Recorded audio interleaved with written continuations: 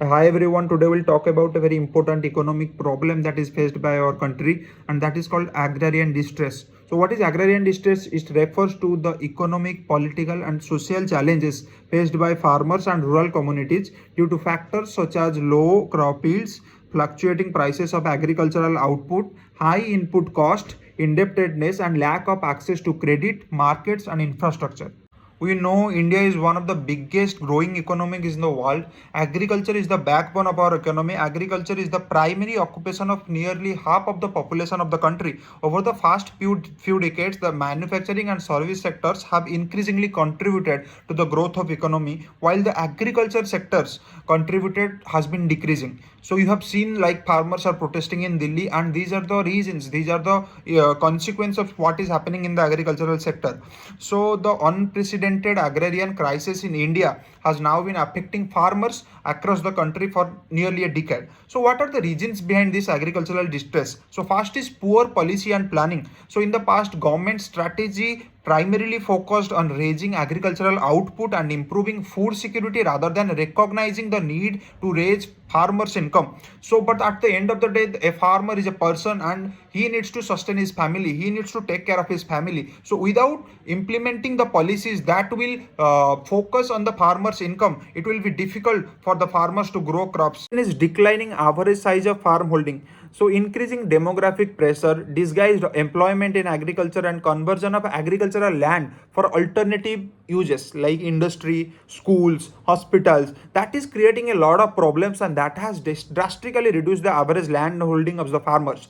Then the next reason can be the dependence on rainfall and climate. So we are aware about the climatic changes that is happening. We are aware about the global warming, and there is no pattern of rainfalls in our country from a long period of time. So Indian agriculture is heavily dependent on monsoon, and the increasing global temperature has made it very difficult, and that has made agriculture more prone to extreme weather events. Reasoning behind this is collapsing farm prices. So low global prices have affected exports, and the cheaper imports have hurt domestic prices in the country. Because there is lack of easy credit in the country, the farmers are facing a lot of trouble in sustaining their life. There are fragmented supply chains issue as well. So if you see, there is a large gap in storage and cold chain, and limited connectivity and absence of marketing infrastructure has put all the hard work of the farmers in stake. So now let's talk about the impacts of agricultural distress. So the first impact is adverse effect on farmers' income. The above factors I have mentioned results in low income for farmers, which is evident from incidence of poverty among farm households. The low and fluctuating farm income is causing a detrimental effect on the interest in farming and farm investment, and is also forcing more and more cultivators, particularly young people, to leave farming. And that also, the second impact is the rise of suicide cases in India among the farmers. So the country witnessed a sharp increase in the number of farm suicides in the last decades. This can cause an adverse effect on the future of food security, since I mentioned that agriculture is the backbone of our country, and without the farmers it is impossible to retain our backbone. But every problem comes with certain solutions. So, what steps can be taken?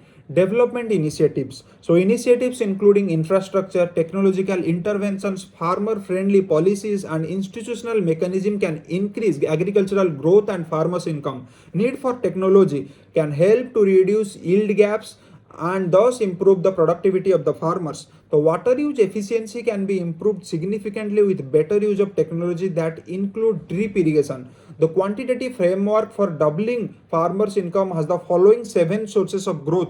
So first is increase in productivity of crops, increase in productivity of livestock, improvement in the efficiency of input use, increase in crop intensity, diversification towards high value crops, improved price realization by farmers, and the shift of cultivators to non-farm jobs.